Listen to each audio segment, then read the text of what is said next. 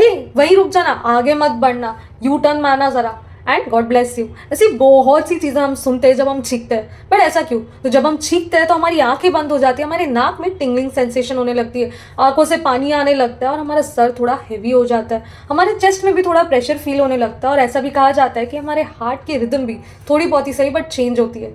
तो ये सारी चीज़ों की वजह से फॉरेन कंट्री में एक कल्चर है of saying God bless you जब आप छींकते हो, ताकि आपने ये जो भी चीज़ें इतनी फेस की स्नीज करते टाइम, तब आपको गॉड मदद करे ताकि आपको इससे कोई प्रॉब्लम ना हो। और इसी रीज़न से बहुत से लोग थैंक यू भी बोलते हैं गॉड को ग्रैटिट्यूड जताने के लिए।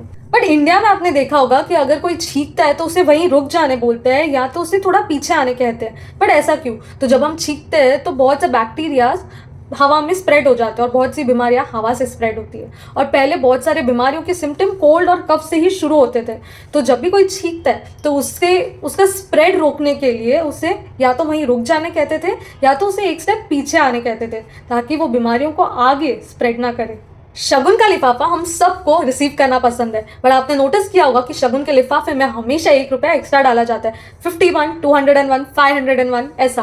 बट ऐसा क्यों किया जाता है? तो हमारी इंडियन नोट्स सारी 10, 20, 500 ये सब जीरो पे एंड होती है और ऐसा माना जाता है कि जब आप किसी को शगुन दो तो वो आप उनके ग्रोथ की कामना करते हो। इसीलिए जब भी आप किसी को शगुन दो तो वो शून्य पे यानी जीरो पे एंड नहीं होना चाहिए, हमेशा 1 रुपी एक्स्ट्रा डाला जाता है ताकि उनकी ग्रोथ होते रहे।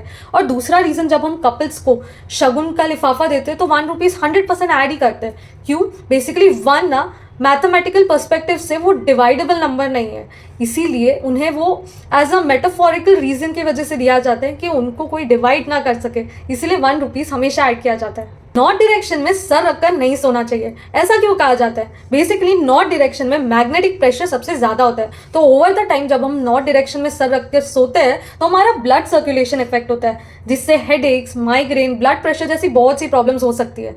इसीलिए नॉर्थ डायरेक्शन में सर रखकर नहीं सोना चाहिए।